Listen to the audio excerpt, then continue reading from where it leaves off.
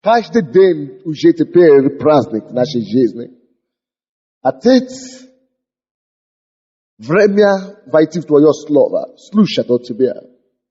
Благодарю Тебя, Отец, что Ты проговоришь нам сегодня Слово Твое, которое живо и действенно. И в этом заключительный день месяца благодарения я благодарю, что мы будем радоваться и ликовать. Во имя Иисуса Христа. Аминь. Откройте, пожалуйста, Бытие 49 глава. Бытие 49 глава. Я проповедую сегодня на теме превосходства хвалы. Или, по-другому можно назвать, участь Иудеи. Участь Иудеи. Но это сложнее это для духовных. Это для духовных людей. А для простых превосходства хвалы.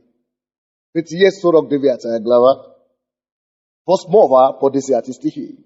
Вы открыли в своей Библии? Да мы хвалим Богу, что это дает нам. Когда мы поклоняемся, когда мы поем, когда мы говорим хорошие слова Богу, когда мы превозносим Бога, когда мы поклоняемся перед Богом, что это дает нам. И откуда мы это найдем? Бытие 49 глава, 8 по 10 стихи. Это вся глава есть молитва Иакова за своих сыновей. Если вы знаете Библию, если вы читали это место, вы в курсе, о чем я говорю. Тут мы видим молитву Иакова за своих сыновей. И если вы посмотрите на эту молитву внимательно, вы увидите две вещи. Первое, что она не просто молитва, но каждая молитва исполняется поименно за каждого определенного человека. И это не просто молитва, но она является пророчеством жизни того, кому он говорит в данном случае. Это пророчество, но это не просто пророчество жизни данных людей. Но кто из вас знает определение пророчества?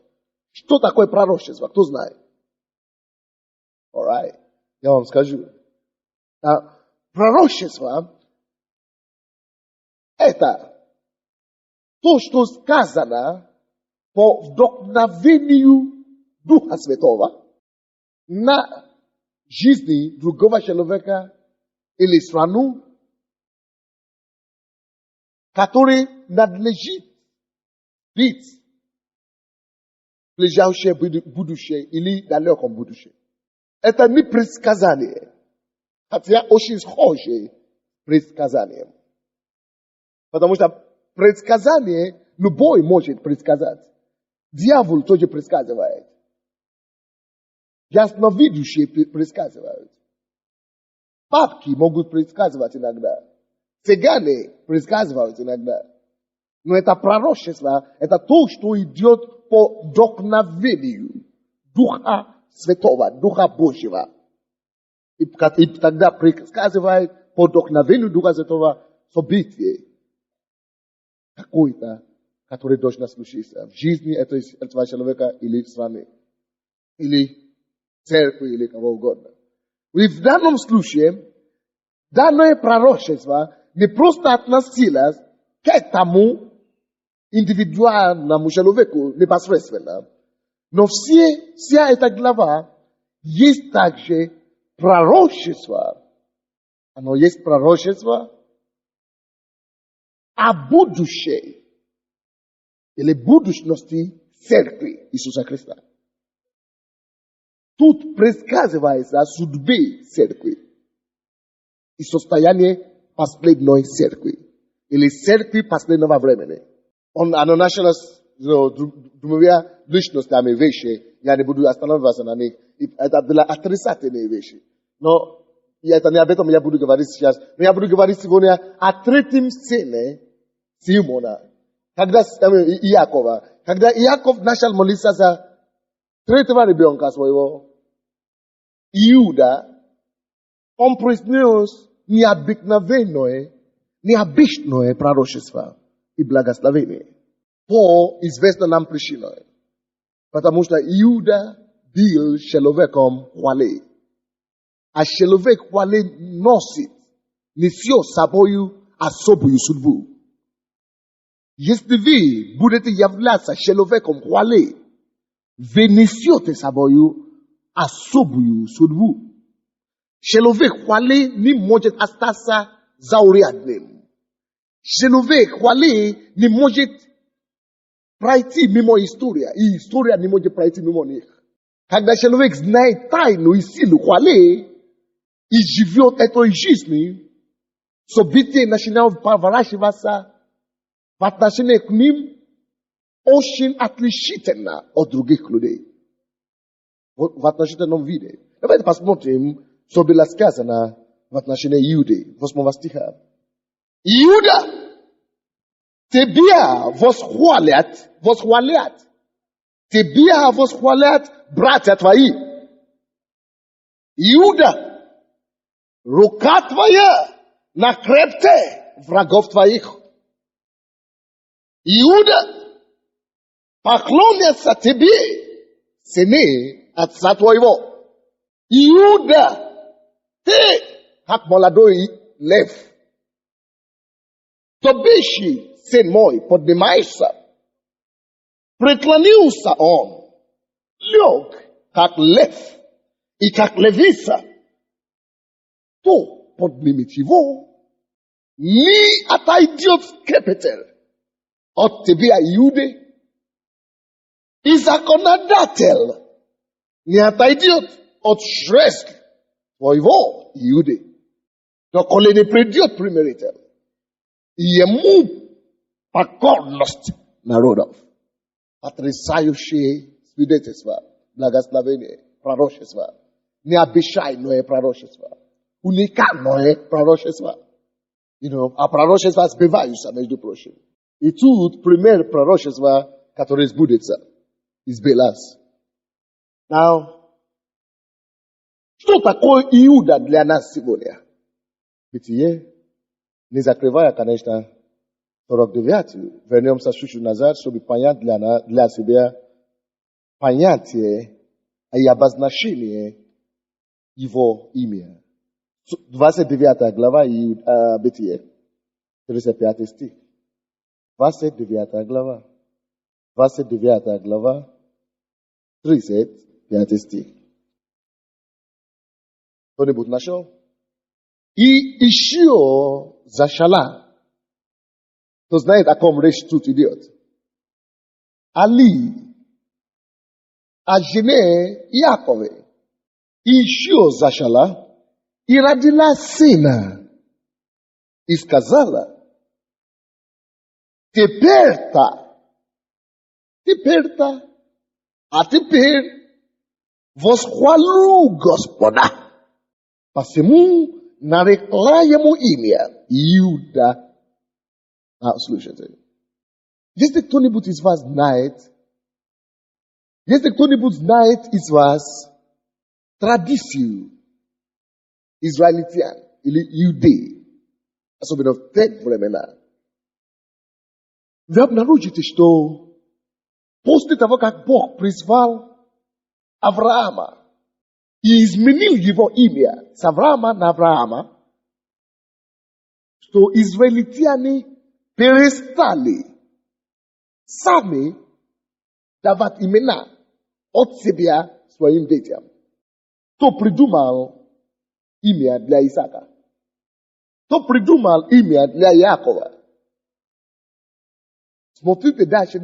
Его дали имя Яков, Бог изменил на что? Бог хотел учить их что-то. То Бог хотел учить их в имени. Тогда и сейчас во многом, но особенно тогда, их имя является отражением их личности и сущности. То, как их назвали, как они жили. Допустим, нам не сказано, что такое Авраам. Но нам сказано, что такое Авраам. Кто скажет? Почему Бог изменил его от Авраама к Аврааму? Потому что просто имена без значения Бог дал ему. Поэтому его жизнь и была без значения, без особенной судьбы. Поэтому Бог хотел дать ему предназначение и сил. И дать ему судьбу. И прежде чем Бог мог это сделать, что он прежде всего сделал? Поменял ему имя. И вместе с измененное имя изменила судьба его. Потрясающий Бог. Назвали Яковом, который обозначает хитрость, хитрый, обманщивый. Зачем ребенка взяли и назвали ужом, змеем? Иисус и Бог заинтересовались в Якова.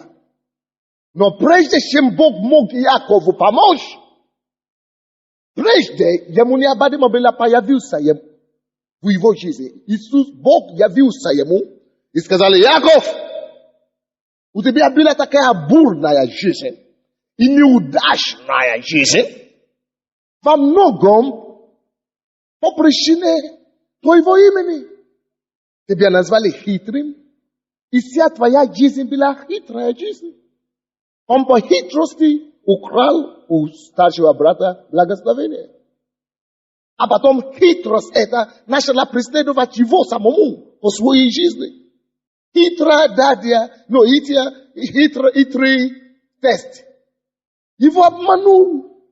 Его имя определяло его судьбу. То, как тебя назвали, так и будешь жить. И поэтому, когда Бог хотел его изменить его судьбу, Бог дал ему другое имя. Ты будешь Израилем. Тот, который воевал с Богом и победил, и ты будешь побеждать среди людей. И по-другому еще есть князь Божий, княжество Божие. Князь Божий. Поэтому его судьба тут же изменилась. И он стал отцом 12 колен Израиля. Что это? Имя твое. И определяет твою суть. Твою личность. Между Забилия и Явеса, хотя я еще не читал проповедь об этом здесь, но есть такой человек, Явес. Его назвала мама скорбь. Потому что я в скорбь родила его. И скорбь преследовала этому Явесу всю свою жизнь. Он скорбел, неудача преследовала его. Он не мог отличаться. Пока он не придет к Богу, чтобы Господь изменил его имя и судьбу его. Здесь и написано, вот, он муж скорбил, поэтому его жизнь так и сложилась. Но потому что он обратился к Богу, Бог изменил его судьбу. Поэтому, когда мы говорим и называем Иудой, мы должны знать, что обозначает это Иуда. Мы читали только что. Бытие 29, 35 стих. 35, да, мы читали. Как называется Иуда? Обозначение, кто знает? Восхваление Господа. Он говорит, теперь-то восхвалю я Господа. Что значит Иуда? Восхвалю я Господа. Теперь я восхвалю Господа. Иуда восхваление Господа. Иуда обозначает восхваление Господа. Теперь давайте вернемся. Бытие 49 глава. Иуда, если мы верим с вами в эти примеры, которые я уже вам приводил, то как называли людей, так они и поступали. То если Иудой назвали восхваление Господа, то чем он тогда и занимался? Чем занимался? Он занимался хвалой. Он так и жил. В своей жизни он хвалил Бога.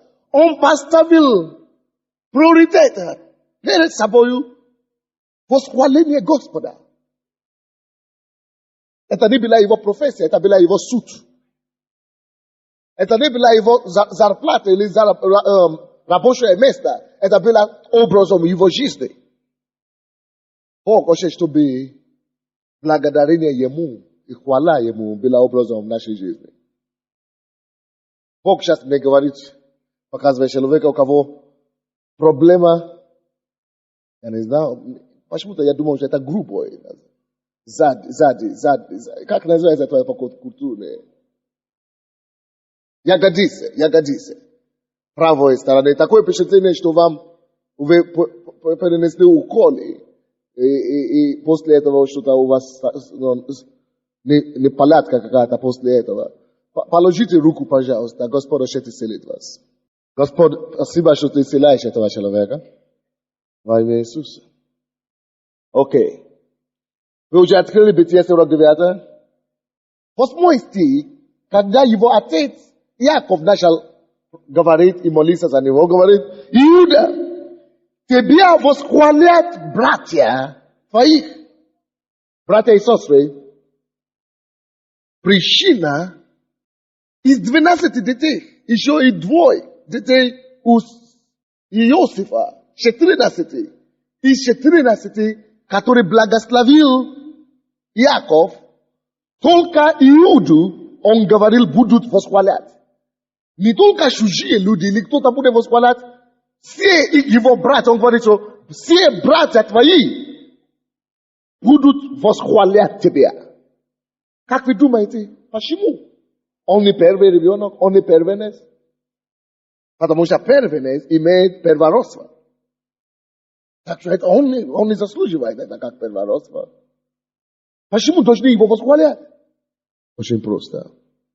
Иисус говорит: кто почитает меня, того почтет Отец мой Небесный. Когда мы живем жизнью хвалою, прославлением Бога, уничижаемся перед Богом, написано, смиренным Бог дает благодать, а гордым он противится. Потому что только человек, который смиренный, может хвалить Господа и прославлять, унижаться. Нужно унижаться, нужно смириться, чтобы хвалить. Гордый человек никогда не сможет это делать, потому что он думает, что он солидный. Он думает, он кто-то.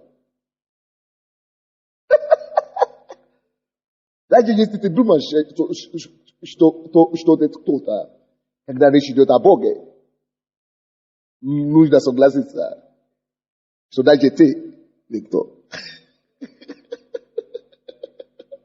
Аминь. Но есть выгода, есть благословение во всяком деле, которое мы делаем для Бога. Но не забудьте это. Есть благословение во всяком деле, которое мы делаем Богу. Есть благословение во всяком деле, которое мы делаем для Богу.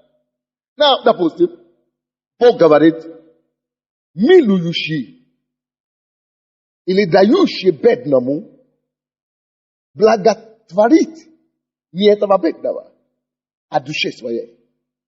Он говорит, дающий Господу дает займы кому? Богу. Дающий бедному, дает займы кому? Богу. А милующий, дающий нищему, благотворит себе, душе своей. Все, что вы делаете во имя Бога или Богу, Бог никогда никому долгу не остается. Будьте уверены об этом. Из-за того, что Иуда жил жизнь хвалы, я восхвалю Господа, и он восхвалял Господа постоянно. Слушайте, что случилось. Бог должен его как-то воздать. Потому что то, что почтит меня, я почту. Это железный принцип Бога. Это железный принцип. Ну, это Бог сказал. Ну, никуда не уйдешь от этого никуда. Ну, все, уже сказано. Значит, если в таком случае Иуда постоянно прославлял, почитал Бога, Значит, Бог обязывает себя почтить его. И говорит он: Иуда, потому что ты постоянно уважал меня. Потому что ты постоянно превозносил меня в своей жизни, восхвалял меня перед людьми.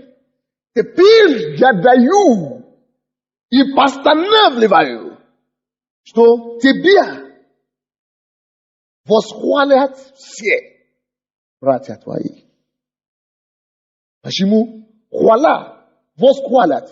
Потому что ты говорил: восхвалю Господа. Ты восхвалял Господа. Теперь братья твои, что сделал? Восхвалят тебя. Иуда, хвала. Я восхвалю Господа. Ага. Ты вот так будешь жить? Ты будешь хвалить Господа? Господь не может остаться бездейственным и равнодушным в отношении к тебе. Когда это пример пастора Василия, он раздавал что-то в начале, грубое представление, и они все говорили: спасибо большое. Он говорит, когда ты даешь что-то кому-то, они не могут относиться к тебе равнодушно. Они должны среагировать. Спасибо. Вы даете хвалу Богу, он не остается в долгу. All right. Дальше. 9 стих, или, скажем, там же 8 стих. Иуда, тебя восхвалят братья твои, потому что ты прославлял меня. Иуда, слушай сюда, потому что ты жил жизнью хвалы. Потому что ты всегда благодарил и восхвалял и поклонялся мне. Послушай еще, какое благословение идет к тебе. Братья и сестры, это для вас. Если ты будешь восхвалять Бога, Господь сделает так, чтобы другие восхвалили тебя. Рука твоя на хребте врагов твоих. Кто был здесь, когда я проповедовал на теме засада Господня? Это было в четверг, да? Четверг. Только 3 человека, 4 человека. Боже мой. Жал.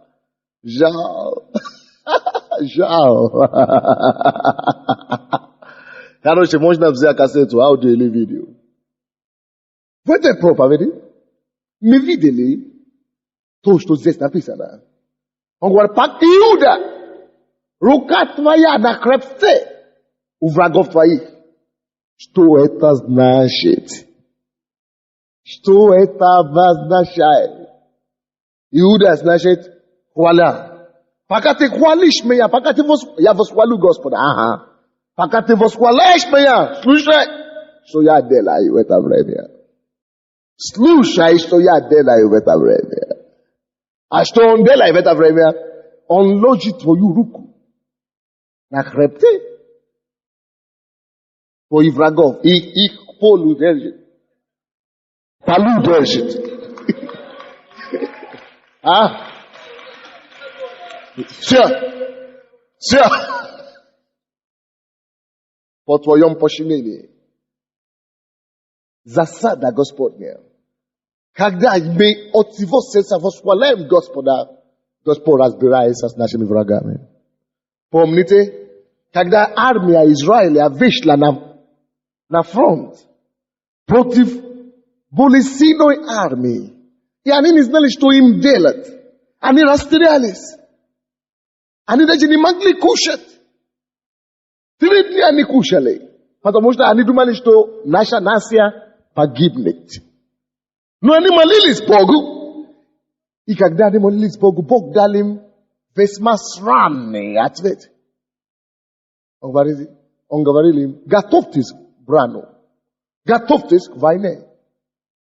Соберите вашу немногочисленную армию и готовьтесь идти на фронт против этих врагов. Они же боялись. А он говорил им: еще интереснее будет сейчас. Но впереди армии поставьте музыкантов И певсев, проставляющих Бог Господа. Пускай поклонники, проставляющие, ведут армию впереди. И вы знаете, что случилось? Они шли на фронт в направлении этих врагов. Но в это время они танцевали и играли музыку. И восхваляли Господа.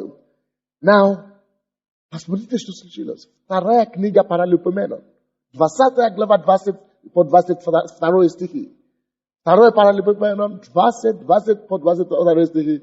Пока они пели, играли и танцевали, Бог шел впереди них. И поставил их руку на хребте врагов их. Каким образом он это сделал? Бог, пока они танцевали тут и шли в отношении, направление этих врагов. В этом же направлении, куда они шли, Бог шел впереди и возбуждал вражду, тяжбу и несогласие между этих врагов. И эти враги побили друг друга так, что они уничтожили на смерть всех друг друга. И когда армия Израиля уже дошла туда, они удивились. Потому что им пришлось собрать только добычи. Вот что значит рука Иуда на хребте врагов. Если у тебя есть какая-то проблема, поставь эту проблему перед собой, иди против эту проблему. Бог говорит, готовьтесь к войне. Идите в направлении, иди против эту проблему, определи эту проблему перед собой и начни идти против непосредственно этой проблемы. Направление эту проблему, устраивай себе хвалою именно по поводу этой проблемы непосредственно. Представь себе в разуме, в своем мысли в это время, что я радуюсь за победу над этой проблемой. Я радуюсь, что Господь разбирается с этой ситуацией. Я радуюсь перед тобой, Господь, что ты решаешь эту проблему. Я благодарю тебе, Господь, что эта проблема уже не моя проблема. Она подо мною. Моя рука в хвосте этой проблемы. Я благодарю тебе, Господь, что ты возбуждаешь всякие, ты восстаешь за меня и уничтожаешь эту проблему. Именем Иисуса, я славлю тебе, ты мое решение, ты уже это сделал. Я благодарю. То есть, это духовная война. Но духовная война через хвалу. Это то, что значит. Потому что Бог уже сказал, закон Божий говорит, Иуда, хвала всегда будет на шее, на хвосте врагов. Если ты можешь использовать Иуды, хвалу, хвалить Господа, этот враг будет под тобой. Аминь.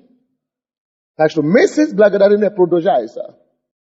Всякий раз, когда мы хотим побеждать врагов, всякий раз, когда мы хотим одерживать победу в жизни, давайте будем славить Господа.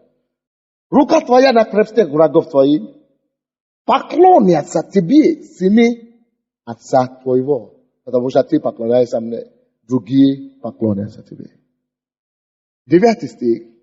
Молодой лев, Иуда, сдобивший сын мой, поднимается. Молодой хлеб. Я объясню вам то, что это сдобивший поднимается обозначает. Слушайте внимательно. Молодой лев. В этом случае, как добивший для других более сильных животных. И тут говорится, что вот это молодой лев, поднимается с добычей, состояние добычи. Поднимается с того, что он был добычей. С добычей он поднимается. То есть он превращается из добычи, из потерпевшего в победителя. Из пораженного в передового. То есть добычи, ты больше не будешь добычи, значит. Молодой, но он говорит, Иуда, ты не будешь больше добычи в жизни. То это обозначает, добычи поднимается. Лег сначала. Посмотрим дальше. 9 стих. Молодой лев, Иуда, добычи сын мой, поднимается. Преклонился он, лег, как лев.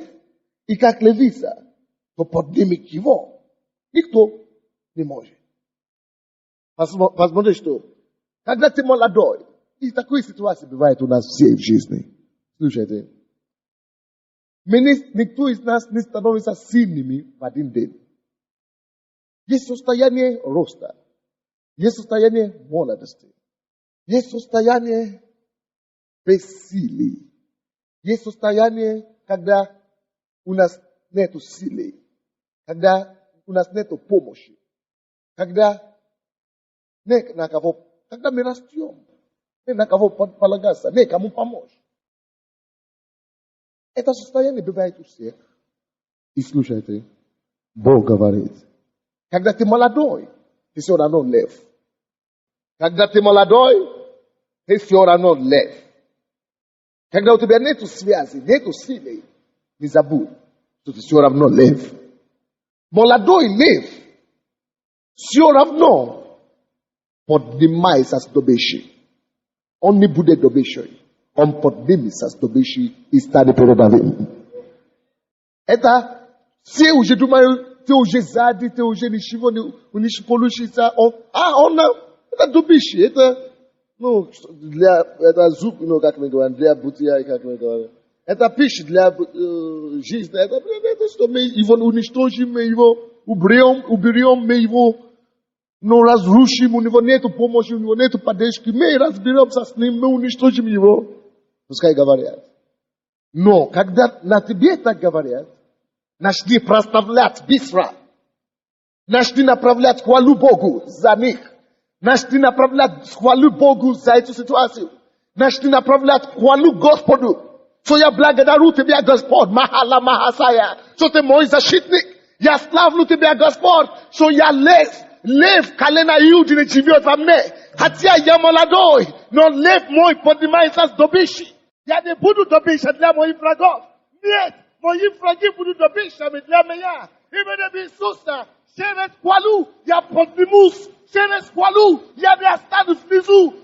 Я стану главным. Я не буду пораженным. Я стану победителем. Через хвалу мой молодой лев поднимется с добычей. И хвала в это время делает тебя львом. Хотя и молодым, но ты не будешь добычей ни для кого. Как Иисус сказал, ты, будучи верующий, не будешь добычей жизни для никого. Ты не будешь добычей жизни для никого. Ты никому не будешь добычей. Ты никому не будешь добычей. Давайте скажем, потому что ты молодой лев. Ты поднимаешься с добычей. Ты не остаешься, чтобы быть добычей. Ты лев, колено Иуды не живет в тебе. Разве это не класс? Я не буду добычей жизни. Я не буду добычей врагам. Я не буду добычей во имя Иисуса. Аминь. Yes. Я молодой лев. Я поднимаюсь над моим врагом. Хотя они сильнее меня. Хотя у них есть больше силы, больше возможностей. Но я не из таких львов, которые невозможно, чтобы лев стал добычей. Наоборот будет. Даже если он молодой. Даже если он молодой, он не будет добычей. Наоборот, другие станут добычей для него. Я молодой лев. Это еще обозначает вот что. Есть ситуации в жизни, невыгодные ситуации. Когда ты оказываешься в унизительном положении или положении второго, задного. Так и многие остались из нас. Муж бросил, собрал квартиру. Или сын бросил, собрал квартиру. Или жена бросила, собрала квартиру. Или выгнали с работы. Или партнер обманул, банкротство объявил, собрал все деньги. Разные ситуации бывают в жизни, когда нас оставляют в состоянии добычи. Когда по человеческим меркам мы уже не имеем никакого возможности стать снова. В это время мы должны использовать оружие, хвали Богу. В это время тебе надо начинать проставлять, как никогда раньше. Именно в это время тебе надо начинать вспоминать и возбуждать духа льва, который в тебе. Духа Иуды, который в тебе. Духа Иуды, который в тебе. Иуда превращает тебя из немощного во льва. Иуда, хвала, превращает тебя из слабого сына во льва. Иуда превращает тебя из добычи во льва. Хвала это делает. Хвала Богу это делает. Хвала превращает, меняет тебя. Это то, что случилось с Фаресом. Фарес. Вы знаете, Иуда рождает Фареса. Матфей, 1 глава, 3 стих. Иуда родил Фареса. Что такое Фарес? Слушайте. Фарес пил второй близнец. Как? Близнецы были. Он был вторым, должен быть. Второй должен быть он из близнецов. Но, слушайте, что случилось. Когда мама рожала, первый ребенок, первый из близнецов, выходил. И чтобы знать и различать, где первый, где второй, когда рука выходит, или что выходит сначала, они повязка. Слушайте. Они используют повязку и повязывают руку, чтобы отмечать, что вот он первый. Потому что если второй придет, они могут путать это. Они поэтому повязка какая-то красная, нитка. Повязывал ему руки. Но тут уже выходил первый близнец. И они уже руку повязывали. Уже связали его руки ниткой красной. Отмечая, что это первый. И второй там сзади, конечно. И слушайте сюда, что случилось. Иуда рождает Фареса. По непонятным причинам, тот, который был впереди, вдруг исчез. Сзади вернулся. А тот, который был сзади, вторым, уже его назвали вторым, вышел первым. Иуда рождает Фареса, и его назвали Фарес. Почему? Потому что ты должен быть вторым. Как ты прорвался, что ты стал первым? Вот Фарес, прорыв. Как ты прорвался, что ты стал первым? Это то, что Иуда, молодой Иуда, лев. Ты как молодой. Ты сегодня можешь добычи. Ты как добычи. Уже отложили тебя. Отложили уже добычу. Отложили уже в добычу. Отложили уже в добычу. Но Иуда рождает Фареса. Уже сказали, он не поднимется. Он не получится. Он уже сзади. Он уже... с ним уже ничего. Ну, ладно с ним. Но когда ты начинаешь прославлять, превозносить Бога, воздавать ему хвалу, твой молодой лев встает добычи и становится льва и левицы, который поражает и превращает всех врагов в добычу. Вот что Иуда делает для тебя. Вот что Иуда делает для тебя. Давайте скажем, Иуда, хвала рождает прорыва. Хвала рождает прорыв. Я могу это вам показать. Потому что Иуда хвалил Господа. Евреям 7 глава 14 стих. Евреи 7:14.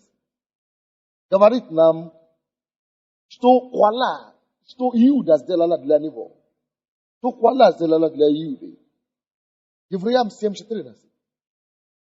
Интересный факт. Интересный факт. 14 стих. Ибо известно, что Господь наш воссиял из колена Иудины. Это известно вам, что Иисус Христос пришел из какой колена? Иудины, о котором Моисей ничего не сказал относительно священства. Как тогда это понять? Оказывается, что Иуда вообще это не священнического колена. Вообще, он был вторым. Он не имел никакого предпосылки, чтобы производить спасителя Мессия по всем правилам. Мессия, спаситель, должен прийти из колена Симона, из колена, священничества Ааронова, из потомка Аарона. Но почему-то Иуда, который вообще не считали, есть другие колена, два, которые должны были помогать колена Симонова. Но даже не оттуда, он не второй, даже он не третий, он сзади где-то. Но что сделала его, чтобы именно он прорвался так? Что именно с его колена кто должен быть? То есть откуда он должен быть, вообще не получилось, не вышло. Почему именно от него? Он не второй, он не первый, он не третий. Прорвался откуда-то. Хвала, жизнь хвали, приводит тебя на место незаслуженного благословения. На место незаслуженного благословения. Now, слушайте меня внимательно. Now, жизнь, восхваляя Бога, восхваляющая Бога, жизнь восхваляющего Творца, начнет делать такие чудеса, то по всем логикам не должно быть. Вы не заслужили все то, что вы не заслуживали. Вы даже не мечтали, что вы могли быть таким счастливым или благословенным. Именно это и начнет происходить.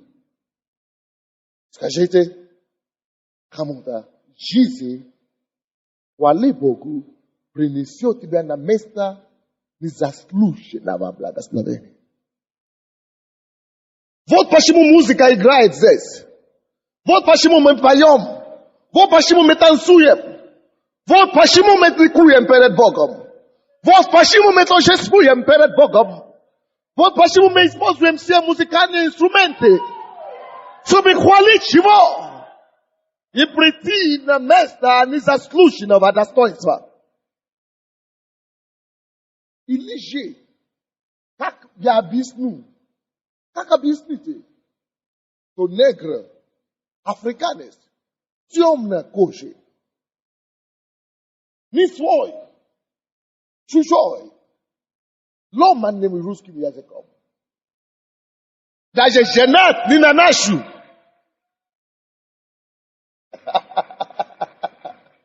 Даже у него жена чужая. Как нам объяснить это? Такой человек приехал в Украину. В Украине тысячи церквей. Таких, как наша церковь. Евангельских, как наша церковь. Полно-евангельских. Больше 500 церквей. В Киеве больше 30 таких церквей. Около 100 даже, если считать еще и 50 таких церквей. Только в Киеве. Почему именно этот негр и сзади недостойный, не имеет квалификации? Прорыв! Yes! Прорвался!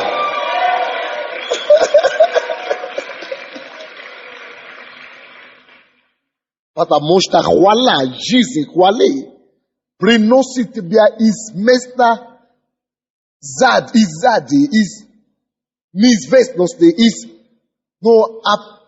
абсурда, из положения абсурда, приносит тебя на место незаслуженного благословения.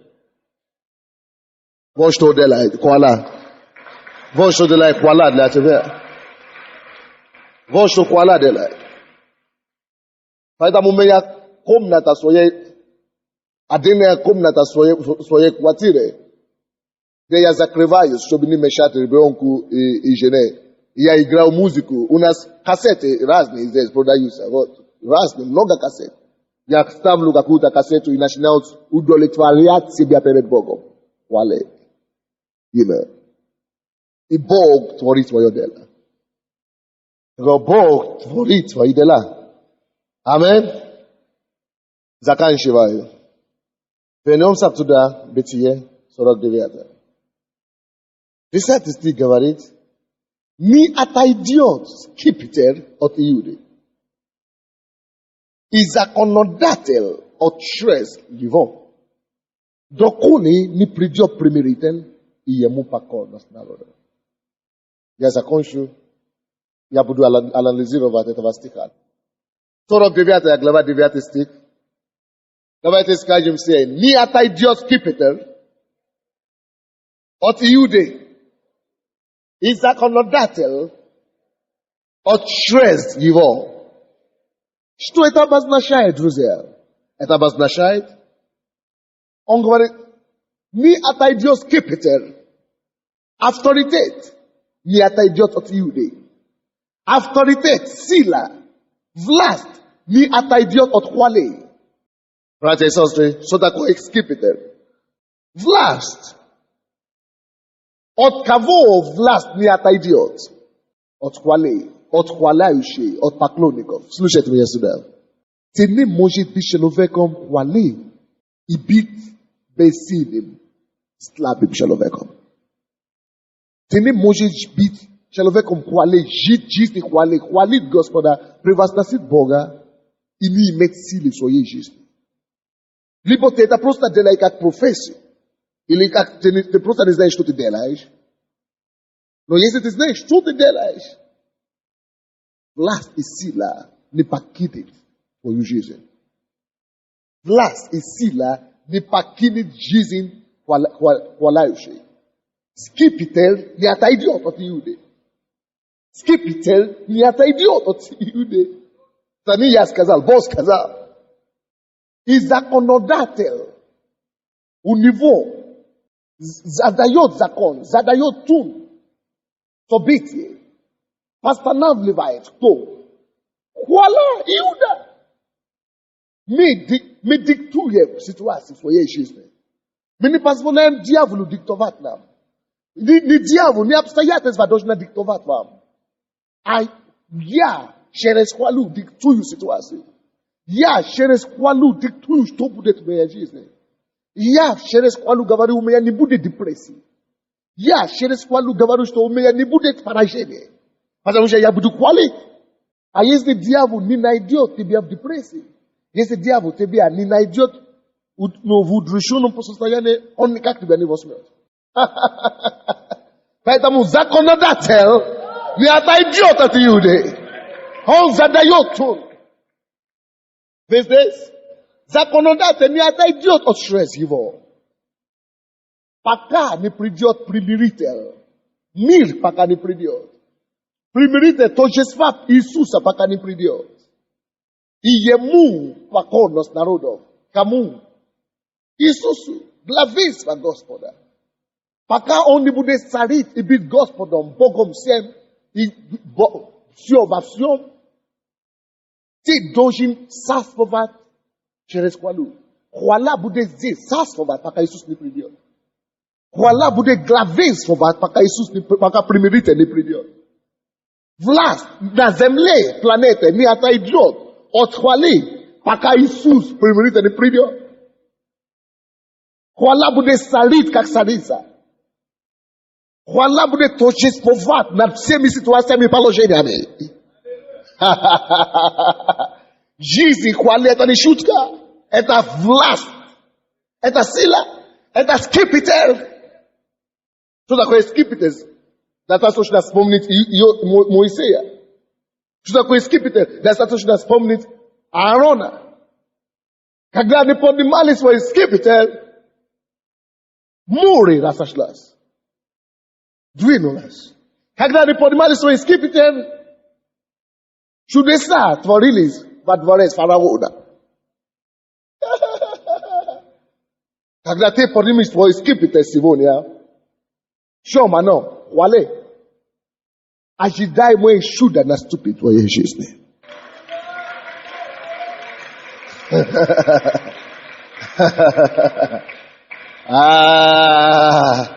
Как Моисей, мы поднимем наш скипетр. Давайте станем. Как Моисей, мы поднимем наш скипетр. И мы увидим, как наши море раздвигаются по сторонам во имя Иисуса. Как Аарон, мы поднимем скипетр Богу.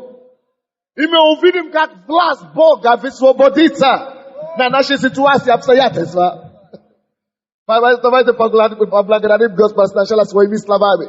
Просто восхвалите Его. Восхвалите Его. Поклоняйте Ему. Потому что тогда твои братья поклонятся Тебе. Тогда дети отца твоего поклонятся Тебе. Поклонись Господа. Прославь Господа. Превозноси Господа. Подними твой скипетр. Законодательство твое поднимись Господу. И ты издобивший поднимися. Издобивший поднимися. Второго поднимися на первое. Из данного поднимися в передового. Из пораженного поднимися в победителя. Через Иуда ты поднимаешься. Через Иуда ты поднимаешься. Через Иуда ты восстаешь из добычи. Поблагодари Господа. Скажи, что ты веришь. И что это будет, как сказано тебе. Мы будем сейчас хвалить Господа. Я хочу, чтобы вы делали как дети Израиловы. Определите направление своего духовной брани. Потому что сегодня последний день хвали в этом месяце. И ты должен оторвать, ты должен славить свое чудо. Поэтому определи, какой враг, на что ты идешь. Или за все просто ты благодари Господа. Тогда славь Его за все. Подними это скипетр, выше всякой твоей проблемы. Подними это скипетр и укажи это скипетр на горы твоей жизни. На горы твоей проблемы и начни хвалить, начни прославлять, начни торжествовать Господа. И ты переживешь Божье посещение. Будем благодарить, славить и торжествовать.